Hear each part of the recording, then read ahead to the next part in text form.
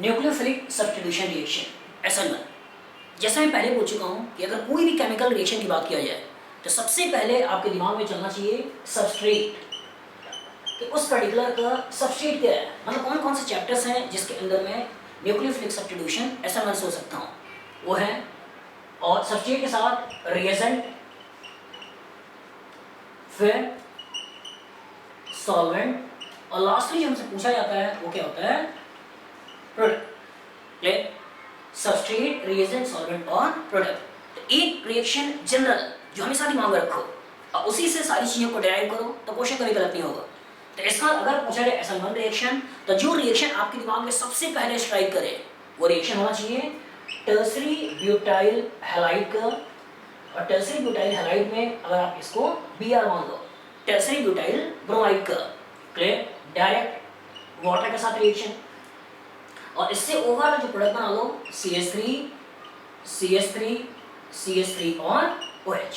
मतलब अगर क्वेश्चन में कभी भी आपसे पूछा जाए SN1 तो आपके दिमाग को सबसे पहले ये बोलना चाहिए कि टर्सरी ब्यूटाइल हैलाइड के ऊपर वाटर का रिएक्शन और जो प्रोडक्ट बन रहा है alcohol tertiary butanol, this reaction is SN1।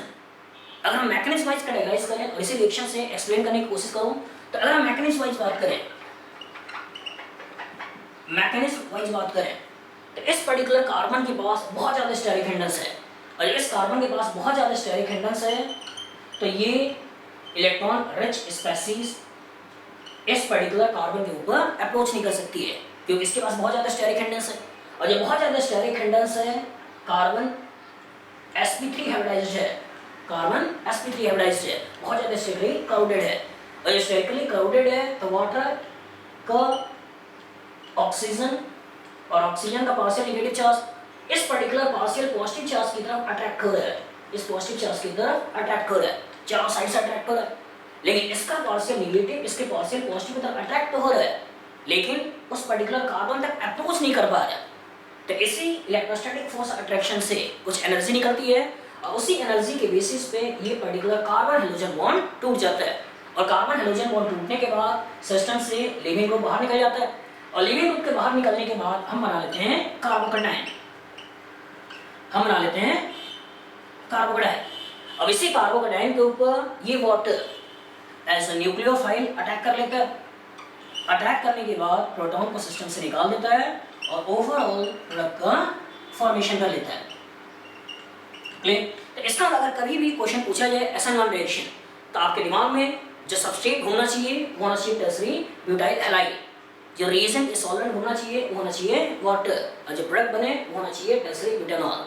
Mechanism कि हम Br को निकाल दें, कार्बोकेटायन का फॉर्मेशन कर लें, कार्बोकेटायन के ऊपर वाटर का अटैक कर ले, प्रोटॉन निकाल दे, ओवरऑल टर्सरी ब्यूटानॉल का फॉर्मेशन हो जाए। क्लियर? अब इसी से सारी चीज़ों को ड्राइव करेंगे, इसी पर्टिकुलर रिएक्शन से हर चीज़ में अंतर करते हुए हम जनरल कॉन्सेप्ट बनाएंगे। अब चेक करते हैं सबसे पहला कि सबस्ट्रेट में चेंज सोचें तो सबस्ट्रेट में इस पर्टिकुलर कार्बन पे स्टेरिक हिंडरेंस कम या ज़्यादा हो सकता है, R लेस क्राउडेड हो सकता है, R मोर क्राउडेड हो सकता है, हेलोजन में चेंज हो सकता है, हेलोजन वीक लिविंग ग्रुप हो सकते हैं, गुड लिविंग ग्रुप हो सकते हैं, सॉल्वेंट में चेंज हो सकता है, न्यूक्लियोफाइल में चेंज हो सकता है और प्रोडक्ट का फॉर्मेशन हो सकते हैं। क्लियर? तो सबसे पहले हम चेक करते हैं सबस्ट्रेट कि सबस्ट्रेट का जो RX है और RX के R में चेंज करना चाहते हैं। तो R में अगर मैंने ले लो, एक केस में मैंने टर्सरी ब्यूटाइल हैलाइड लिया होता, यही मान लो Br लिया होता, एक केस में मैंने आइसोप्रोपाइल ब्रोमाइड लिया होता, एक केस में अगर मैंने इथाइल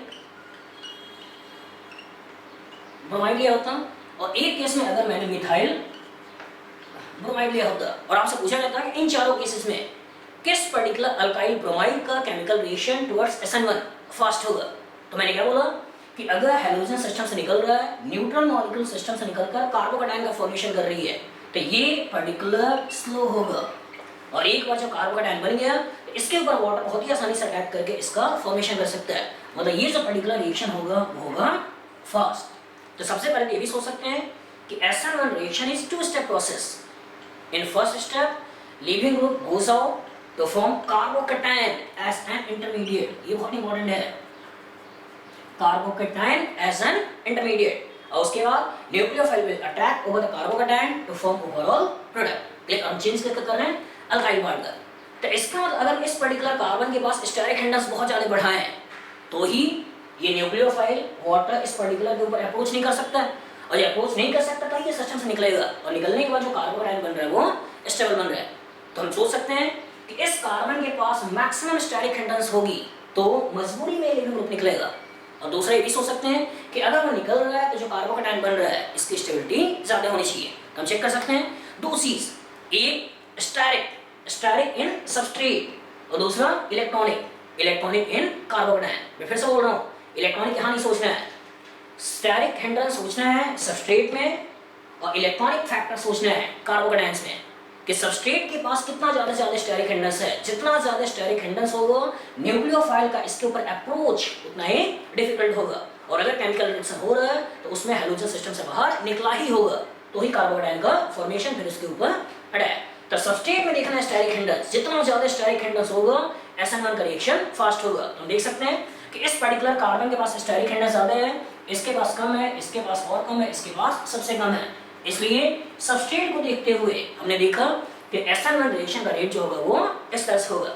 और अगर हमने कार्बोकेटायन बना लिया तो कार्बोकेटायन की स्टेबिलिटी देख लेते हैं कि अगर मैं कार्बोकेटायन की स्टेबिलिटी देखता तो ये जो पर्टिकुलर कार्बोकेटायन बनाते वो 9 हाइपर कंजुगेशन 3 इंडक्टिव इफेक्ट से स्टेबल होता।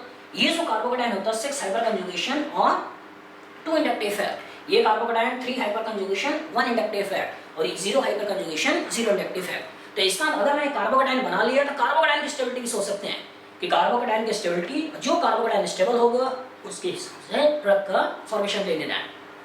लेकिन फिर से बोल रहा हूँ, SN1 आपके दिमाग में आते ही सबस्ट्रेट का स्टेरिक हिंड्रेंस देखना है, हमें कार्बोकेटायन बनाकर और उसके बाद नहीं सोचना है, क्योंकि अगर आपने कार्बोकेटायन बनाकर सोचा तो ये आपका रूल है। मतलब 99% केसेस में कार्बोकेटायन के द्वारा हम डिसाइड कर सकते हैं, लेकिन कुछ केसेस ऐसे हैं जिसमें आपको दिखाई देगा कार्बोकेटायन ज़्यादा स्टेबल है लेकिन ओरिजिनली उसका SN1 का रेट स्लो होगा। जैसे इसी पर्टिकुलर टर्सरी ब्यूटाइल हैलाइड की तुलना अगर मैं एलाइल ब्रोमाइड के साथ कर दूं तो इसका अगर मैं इस हैलोजन को निकाल दूं तो यहाँ से मिलेगा एलाइल कार्बोकेटायन। तो पहला ऑब्जर्वेशन ये कहेगा कि इसमें रेजोनेंस है, इसमें केवल हाइपर कंजुगेशन और इंडक्टिव इफेक्ट है, और ये हाइपर कंजुगेशन इंडक्टिव इफेक्ट तो आपको दिखाई देगा कम स्टेबल है और ये ज़्यादा स्टेबल। लेकिन ओरिजिनली इस कार्बन के पास बहुत ज़्यादा स्टेरिक हिंड्रेंस होने के कारण न्यूक्लियोफाइल अप्रोच ही नहीं कर पा रहा है, और अगर रिएक्शन हो रहा है तो उसमें मजबूरी है कि हैलोजन निकला होगा और ये बना होगा। लेकिन इस पर्टिकुलर के पास स्टेरिक हिंड्रेंस कम है, और जब स्टेरिक हिंड्रेंस कम है तो ये न्यूक्लियोफाइल डायरेक्ट अटैक करके हैलोजन निकाल सकता है, और जब डायरेक्ट अटैक करके हैलोजन निकाल रहा है मतलब कंपैरिजन है, SN1 भी हो सकता है SN2 भी हो सकता है, बाद में आपको दिखाएंगे। डायरेक्ट अगर अटैक कर ले रिएक्शन उसको बोलते हैं SN2। तो इसमें पॉसिबिलिटी SN1 की भी है, इसमें पॉसिबिलिटी SN2 की भी है, लेकिन इसमें 100% जो पॉसिबिलिटी है वो पॉसिबिलिटी है SN1। इसलिए इसका SN1 का रेट फास्ट होगा और इसका SN1 का रेट स्लो होगा। मैं फिर से बोल रहा हूँ, कार्बोकेटायन अगर आपने बनाया और उसके बाद स्टेबिलिटी चेक कर रहे हो तो 99% केसेस में सही होगा, लेकिन अगर आपने डायरेक्ट सबस्ट्रेट का स्टेरिक हिंड्रेंस देख लिया तो ये हर केस में आपको सही डायरेक्शन में ले जाएगा कि सबस्ट्रेट के पास जितना ज़्यादा स्टेरिक हिंड्रेंस हो SN1 का रेट उतना ही फास्ट होगा। क्लियर? और ये भी कह सकते हैं कि सॉल्वेंट ने इस पर्टिकुलर बॉन्ड की लिसिस की हुई है, और जब सॉल्वेंट ने इस पर्टिकुलर बॉन्ड के लिसिस करके कार्बोकेटायन का फॉर्मेशन कर रहा है, सॉल्वेंट उस पर्टिकुलर बॉन्ड को ब्रेक कर रहा है, तो ब्रेकिंग को ही केमिस्ट्री का टर्म में बोलते हैं लिसिस करना। तो मतलब सॉल्वेंट अगर उस बॉन्ड को लिसिस कर रहा है तो इसलिए उस पर्टिकुलर रिएक्शन को SN1 रिएक्शन को सॉल्वोलिसिस भी बोल देते हैं। तो हम ये भी कह सकते हैं कि SN1 reaction is also called as solvolysis reaction. तो कभी-कभी क्वेश्चन ऐसे ही पूछ ले कि which molecule will be having higher solvolysis rate, मतलब कौन सा मॉलिक्यूल का रेट ऑफ सॉल्वोलिसिस फास्ट होगा। तो उस केस में हमको ये चेक करना है कि अल्काइल पार्ट का स्टेरिक हिंड्रेंस या कार्बोकेटायन की स्टेबिलिटी। जिसका कार्बोकेटायन ज़्यादा स्टेबल हो रहा होगा उस पर्टिकुलर का रेट ऑफ सॉल्वोलिसिस फास्ट होगा, क्योंकि इससे बनने वाला कार्बोकेटायन ही हमें ओवरऑल स्टेबल चाहिए।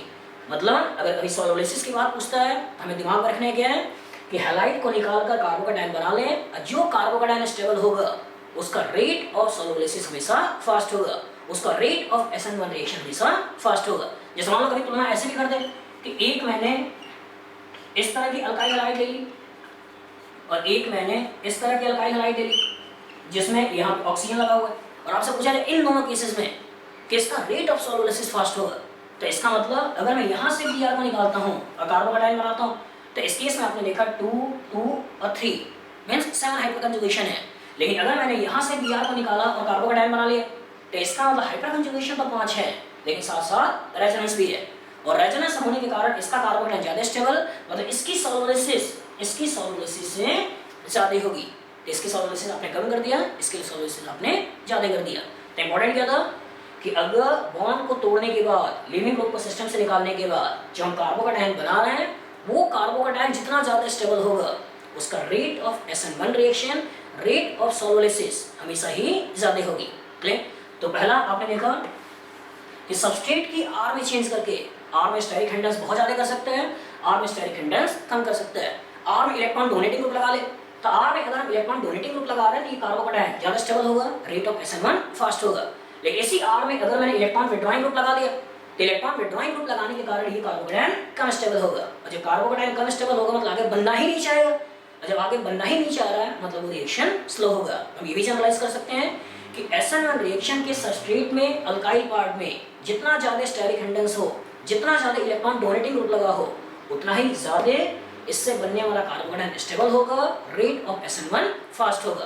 क्लियर? मतलब R में इलेक्ट्रॉन डोनेशन अल्काइल ग्रुप का, क्लियर, इस पर्टिकुलर जितना ज्यादा डोनेशन, जितना ज्यादा steric hindrance, rate of reaction fast. अब इसमें सोचते हैं लिविंग ग्रुप में, कि लिविंग ग्रुप मतलब ओवरऑल इस पर्टिकुलर पार्ट को सिस्टम से निकालना है, और ओवरऑल इस पर्टिकुलर पार्ट को सिस्टम से निकालना है तो जो जितनी आसानी से निकल जाए उतना ही rate of SN1 reaction fast होगा। मतलब अगर मैंने ऐसा सोचा कि इस अल्काइल हैलाइड से इस हैलाइड को निकालना चाहते हैं, और एक केस में अगर आपको कहते हैं टर्सरी ब्यूटाइल आयोडाइड है, टर्सरी ब्यूटाइल ब्रोमाइड है, टर्सरी ब्यूटाइल क्लोराइड है और टर्सरी ब्यूटाइल फ्लोराइड है, तो इस केस में निकलना है आयोडीन को, इस केस में निकलना है ब्रोमीन, यहाँ निकलना है क्लोरीन और यहाँ निकलना है फ्लोरीन।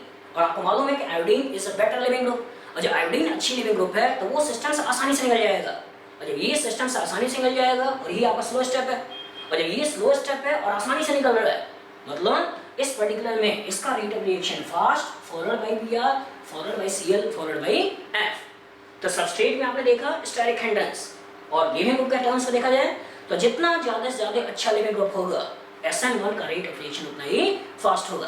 तो सबस्ट्रेट में दो चीजें हो सकती हैं, सबस्ट्रेट में अल्काइल ग्रुप हो सकता है, सबस्ट्रेट में लिविंग ग्रुप हो सकता है।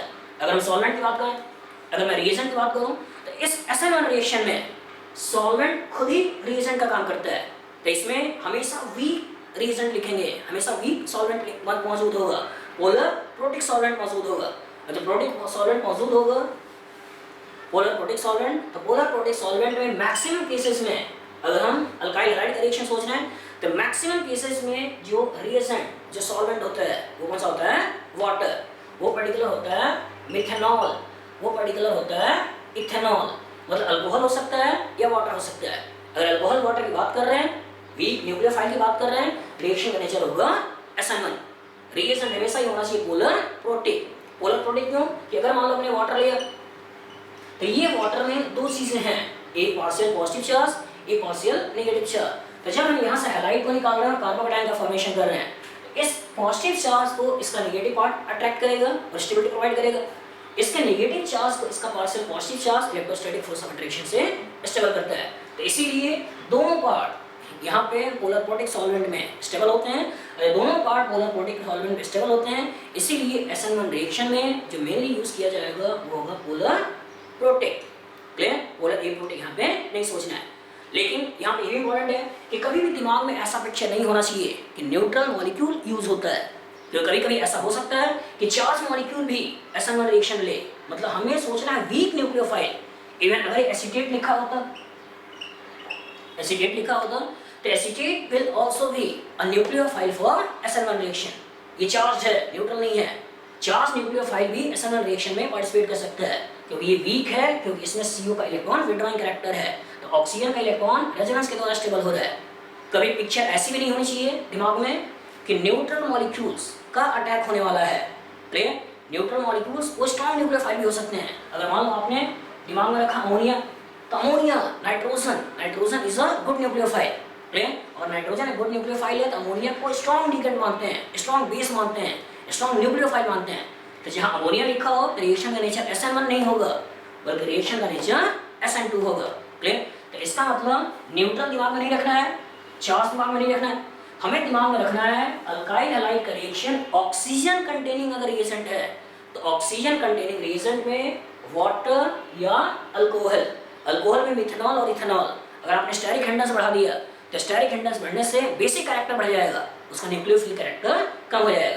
तो अल्काइल हैलाइड के टर्म्स में केवल 3 रिएजेंट, क्लियर, वाटर, अल्कोहल और अल्कोहल में भी मिथेनॉल और इथेनॉल, क्लियर। अगर एसीटेट लेना चाहता है तो फॉर्मेट ले सकते हैं, एस्टिकेट का एसीटेट ले सकते हैं, वो जनरली यूज होते हैं, क्लियर। तो सबस्ट्रेट में इसमें चेंज कर सकता है, रिएजेंट में इसमें चेंज कर सकता है, सॉरी सबस्ट्रेट में इसमें चेंज कर सकता है R में, और लिविंग ग्रुप में चेंज कर सकता है, रिएजेंट और सॉल्वेंट दोनों वाटर हो सकता है, अल्कोहल हो सकता है, और इसके द्वारा प्रोडक्ट का फॉर्मेशन सोचते हैं। अब इस पर्टिकुलर पे स्टेरिक हिंडनेस बढ़ाया, इस पर्टिकुलर से जो बनने वाला कार्बोकैटायन है, और हमने बताया था कि कार्बोकैटायन के पास एक स्पेशल प्रॉपर्टी है कि अगर कभी वो लेस स्टेबल बनता हो तो वो लेस स्टेबल से मोर स्टेबल में कन्वर्ट हो जाता है, क्लियर, स्टेबिलिटी प्रोवाइड करने के लिए। तो इसका मतलब अगर मान लो कभी क्वेश्चन ऐसे आ जाए CH3 CH CH3 CH2 Cl और इसके ऊपर वाटर का रिएक्शन करा रहा है, क्लियर, तो सबसे पहला स्टेप यही होना चाहिए कि हम सिस्टम से हैलोजन को निकाल दें, हम सिस्टम से एलिमेंट को निकाल दें और कार्बोकैटायन का जनरेशन कर लें। तो इसका अगर मैंने यहाँ से Cl को निकाल दिया और Cl को निकालने के बाद अगर मैंने कार्बोकैटायन का जनरेशन कर लिया तो मैंने देखा कि ये कार्बोकैटायन लेस स्टेबल है, और अगर ये कार्बोकैटायन लेस स्टेबल है तो अपने बगल से हाइड्राइड मिथाइल फिनाइल एक बॉन्ड किसी की शिफ्टिंग करेगा। तो इस केस में आपने देखा हाइड्राइड की शिफ्टिंग से ज़्यादा स्टेबिलिटी मिल रही है, इसलिए आपने हाइड्राइड की शिफ्टिंग करके इससे ज़्यादा स्टेबल कार्बोकैटायन का फॉर्मेशन कर लिया, और इस स्टेबल कार्बोकैटायन के ऊपर अब वाटर का अटैक होगा, प्रोटॉन सिस्टम से निकल जाएगा और ओवरऑल प्रोडक्ट का फॉर्मेशन हो जाएगा। तो इंपॉर्टेंट क्या है कि SN1 रिएक्शन में कार्बोकैटायन का फॉर्मेशन होता है, और कार्बोकैटायन के पास एक स्पेशल प्रॉपर्टी है कि वो हाइड्राइड मिथाइल फिनाइल या बॉन्ड शिफ्टिंग से लेस स्टेबल से मोर स्टेबल कार्बोकैटायन में कन्वर्ट हो सकता है, और इसके ऊपर अब न्यूक्लियोफाइल अटैक करके फाइनल प्रोडक्ट ऐसा मिलेगा। तो हमेशा केयरफुल होइए कि पहले हमें लिविंग ग्रुप को निकालना है, निकालने के बाद कार्बोकैटायन का फॉर्मेशन करना है, और कार्बोकैटायन के फॉर्मेशन के बाद उसके बगल वाले कार्बन को देखना है, इसके बगल वाले कार्बन को देखना है कि बगल वाले कार्बन से क्या हाइड्राइड मिथाइल फिनाइल या बॉन्ड शिफ्टिंग से उससे ज़्यादा स्टेबल तो कार्बोकैटायन नहीं मिल रहा है। अगर उससे ज़्यादा स्टेबल कार्बोकैटायन मिल रहा हो तो पहले वो कार्बोकैटायन बना लेना है, और बनाने के बाद इसके ऊपर ओवरऑल रिएक्शन कराना है, ये आपका मेजर प्रोडक्ट होगा। तो इस पर्टिकुलर के ऊपर अटैक करा के जो प्रोडक्ट बनाएंगे वो प्रोडक्ट माइनर होगा। तो अगर कभी मेजर माइनर की बात पूछे तो मेजर ये है, माइनर ये है, और कभी फाइंड द प्रोडक्ट पूछे मतलब ओवरऑल आपसे स्टेबल प्रोडक्ट पूछ रहा है, उस केस में आपको ये रिपोर्ट करना है। लेकिन क्वेश्चन ऐसा पूछना है फाइंड ऑल प्रोडक्ट, जो ऑल प्रोडक्ट पूछ रहा है इसका भी कुछ ना कुछ कंट्रीब्यूशन होगा, और जब इसका कुछ ना कुछ कंट्रीब्यूशन होगा तो इस पर्टिकुलर कभी हमें सोचना है कि डायरेक्ट वाटर उसके ऊपर अटैक कर ले, और अटैक करने के बाद आपका यहाँ पे OH का सब्स्टिट्यूशन हो जाए, क्लियर। ये भी एक प्रोडक्ट बनेगा लेकिन अमाउंट कम होगा, और ये आपका प्रोडक्ट बनेगा जिसका अमाउंट ज़्यादा होगा। अगर इसे रिएक्शन कोऑर्डिनेट के बारे में सोचें, क्लियर, तो रिएक्शन कोऑर्डिनेट के बारे में सोचें तो ये पर्टिकुलर आपका सबस्ट्रेट जिसकी पोजीशन यहाँ पे होगी, ये आपका सबस्ट्रेट है, ये रिएक्शन कोऑर्डिनेट है, यहाँ पे एनर्जी पोटेंशियल है, ये सबस्ट्रेट यहाँ पे था, इसने कुछ एक्टिवेशन एनर्जी लेकर बॉन्ड की ब्रेकिंग कर दी और कार्बोकैटायन का फॉर्मेशन कर लिया, और ये कार्बोकैटायन लेस स्टेबल से फिर से मोर स्टेबल में कन्वर्ट हो गया, ठीक है ना, लेस स्टेबल कार्बोकैटायन फिर मोर स्टेबल कार्बोकैटायन में कन्वर्ट हो गया, और उसके बाद न्यूक्लियोफाइल अटैक करके फाइनल प्रोडक्ट का फॉर्मेशन कर देगा।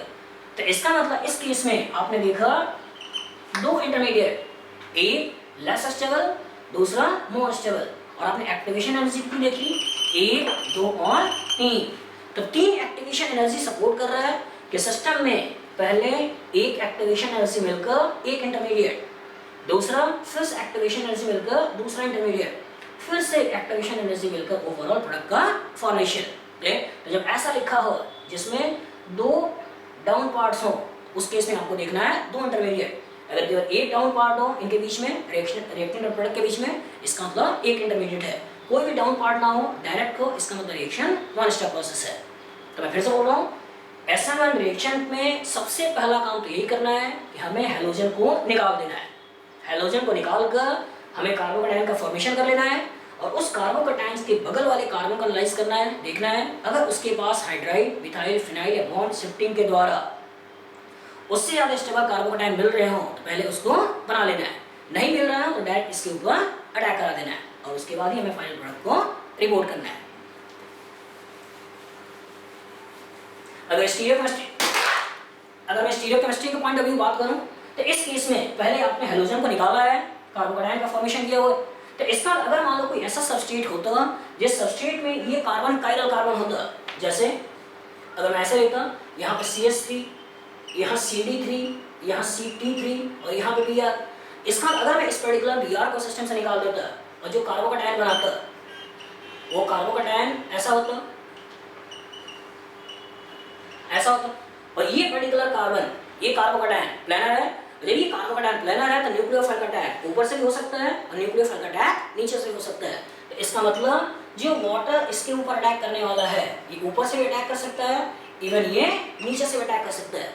तो ऊपर से अटैक करे तो एक प्रोडक्ट मिलेगा यहाँ पे CH3, CD3, CT3 और अगर ये पीछे से अटैक करता है मतलब OH, CT3, CH3 और CD3।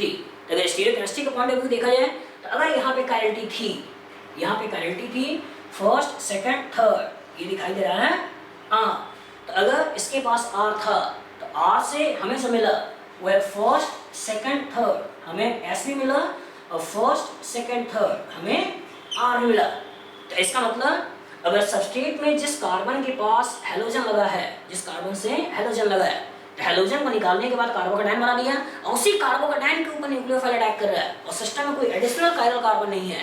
मैं फिर से बोल रहा हूँ, एडिशनल कोई कायरल कार्बन नहीं है, क्लियर? तो उससे न्यूक्लियोफाइल अटैक करने के बाद रेसिमिक मिक्सचर का फॉर्मेशन होगा, क्लियर? पेयर ऑफ एनहांसमेंट के फॉर्मेशन होंगे।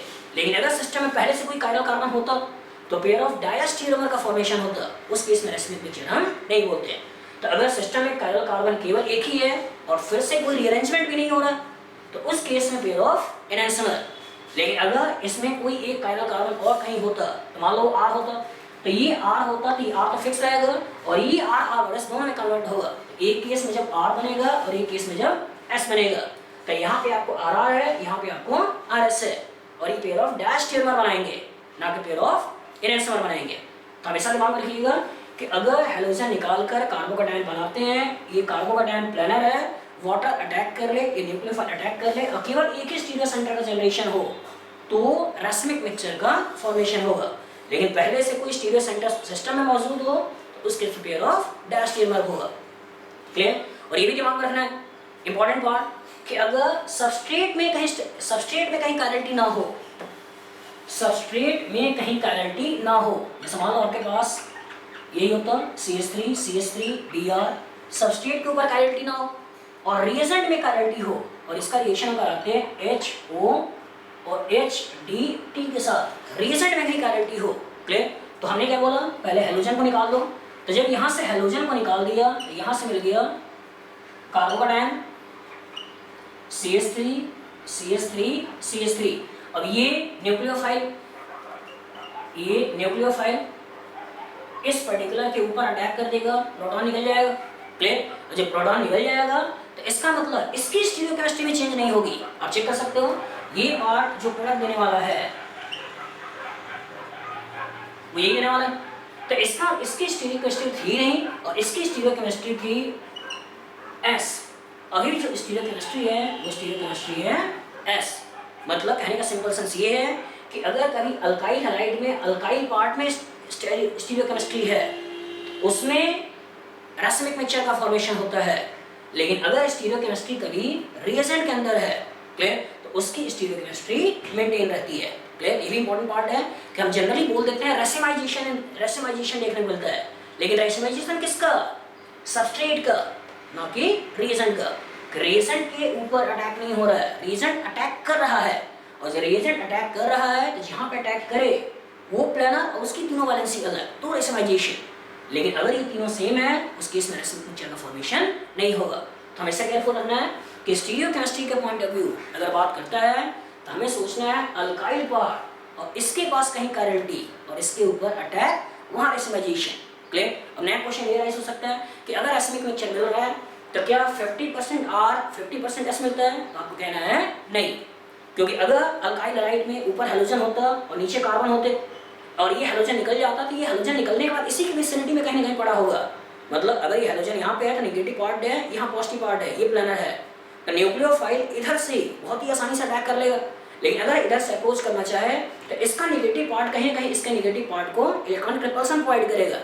इसलिए इधर से हम अटैक जनरली कम सोचेंगे, इधर से अटैक हम ज़्यादा सोचेंगे। इसलिए ये कहेंगे amount of inversion product will always be greater than that of retention product. मतलब अगर इसकी स्टीरियोकेमिस्ट्री कभी R हुई तो जो हमें प्रोडक्ट मिल रहा है S का अमाउंट ज़्यादा होगा, R का अमाउंट थोड़ा सा कम होगा। तो रैसिनिक मिक्सचर जनरल टर्म में बोल देते हैं, लेकिन अगर अमाउंट के पॉइंट ऑफ व्यू बात करें तो अमाउंट का पॉइंट ऑफ व्यू इन्वर्जन का प्रोडक्ट हमेशा ही ज़्यादा होता है, रिटेंशन का प्रोडक्ट हमेशा ही कम होता है।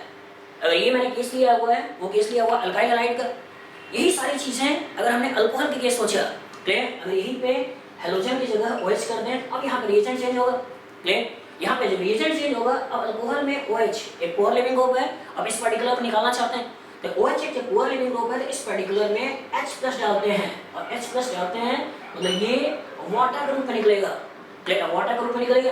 अब सिस्टम में कोई न्यूक्लियोफाइल हो जिसके ऊपर अटैक करेगा, तो न्यूक्लियोफाइल जो यहाँ पे लेकर चलते हैं वो होता है X, कि अल्कोहल का रिएक्शन HX के साथ कराते हैं तो वाटर निकलता है और ये हैलाइड इसके ऊपर अटैक करता है और हैलाइड उसके ऊपर अटैक करके ओवरऑल अल्काइल हैलाइड का फॉर्मेशन कर लेता है। तो इसका मतलब अल्काइल हैलाइड है तो अल्कोहल बन जाएगा, और अगर अल्कोहल है और अल्कोहल के ऊपर HX का रिएक्शन करा रहे हो, HX का रिएक्शन से आपको अल्काइल हैलाइड बना देना है। मैकेनिज्म ऑफ रिएक्शन एक्जैक्टली वैसे ही है जैसे अल्काइल हैलाइड का था। अगर यही चीज अल्कोहल की जगह ईथर होता, अल्कोहल की जगह ईथर होता, तो यहाँ भी हम वाटर की जगह पे मिथेनॉल निकाल देते और मिथेनॉल निकालने के बाद कार्बोडाइन बना लेते हैं और कार्बोडाइन के ऊपर अब जिसका अटैक कराते हैं वो कौन सा होता है? हैलाइड। और हैलाइड का अटैक कराने के बाद यहाँ पे बन जाता है टर्सरी ब्यूटाइल हैलाइड। तो इंपॉर्टेंट केवल यही है कि अगर हमने अल्काइल हैलाइड का रिएक्शन कराना है तो अल्काइल हैलाइड के रिएक्शन को कराना है वाटर, अल्कोहल या एसीटेट के द्वारा। लेकिन अगर रिएक्शन अल्कोहल या ईथर का कराना है तो अल्कोहल और ईथर के केस में हमें रिएक्शन सोचना है HX के द्वारा। ईथर के केस में केयरफुल होना है कि अगर ये टर्सरी बन रहा हो, अगर ये कार्बोडाइन स्टेबल बन रहा हो तो ही हमें प्रोडक्ट का फॉर्मेशन करना है, कार्बोडाइन बना लेने हैं, उसके ऊपर अटैक करा लेना है। लेकिन अगर अनस्टेबल बन रहा हो, दोनों प्राइमरी नेचर के हैं, तो उस केस में SN2 सोचना है, ना कि SN1 सोचना है। यहाँ पे बात SN1 क्यों की गई? क्योंकि जब रिएक्शन 2 स्टेप प्रोसेस में और पहला स्टेप मतलब अल्काइल हैलाइड से हैलोजन का निकलना, कार्बोकैटायन का बनना और कार्बोकैटायन के ऊपर न्यूक्लियोफाइल का अटैक कर लेना और RNU का बनना, और यही स्टेप आपका स्लो था। और जब ये स्टेप स्लो था, इस पर्टिकुलर स्टेप में कहीं भी न्यूक्लियोफाइल का इन्वॉल्वमेंट नहीं है, और जो कहीं भी न्यूक्लियोफाइल का इन्वॉल्वमेंट नहीं है, इसलिए कभी रेट ऑफ रिएक्शन की बात करें, rate of reaction is directly proportional to concentration of substrate, concentration of substrate. It does not depends on the concentration of reagent. अगर मैं सबस्ट्रेट का दोगुना कर दिया तो रिएक्शन का रेट दोगुना हो जाएगा, सबस्ट्रेट को 4 गुना कर दिया रेट ऑफ रिएक्शन 4 गुना हो जाएगा। लेकिन अगर सबस्ट्रेट के रेट को भी सबस्ट्रेट के अमाउंट को भी दोगुना कर दें और रिएजेंट के अमाउंट को भी दोगुना कर दें तो भी रेट ऑफ रिएक्शन केवल दुगनी ही होगी, 4 गुनी नहीं होगी, क्योंकि न्यूक्लियोफाइल के ऊपर इसका कोई भी डिपेंडेंसी नहीं है। और केवल इसी के ऊपर डिपेंडेंसी होने के कारण और ओवरऑल रिएक्शन सब्स्टिट्यूशन होने के कारण हम बोल देते हैं SN1 reaction, nucleophilic substitution unimolecular. Unimolecular मतलब केवल इसी की मॉलिक्यूलरिटी देखी जाएगी, हमें न्यूक्लियोफाइल की मॉलिक्यूलरिटी नहीं देखी जाएगी। अगर कभी अल्काइल हैलाइड का रिएक्शन हो तो उस केस में एक्वस एसीटोन लिखा हुआ है, तो एक्वस एसीटोन में water will act as a nucleophile and acetone will act as a solvent. क्योंकि कभी कभी कार्बन का नंबर जब बहुत ज़्यादा हो जाए और जब कार्बन का नंबर बहुत ज़्यादा हो जाता है तो उस पर्टिकुलर केस में उसको डिसॉल्व करने के लिए कोई ना कोई ऑर्गेनिक पार्ट लेकर आते हैं, तो वहाँ पे डिसोल्यूशन करते हैं जनरली एसीटोन के द्वारा। क्लियर? तो अगर कभी क्वेश्चन में लिखा हो एक्वस एसीटोन तो उस केस में हमेशा केयरफुल होइएगा कि एक्वस एसीटोन में एसीटोन सॉल्वेंट का काम कर रहा है और water will act as a nucleophile.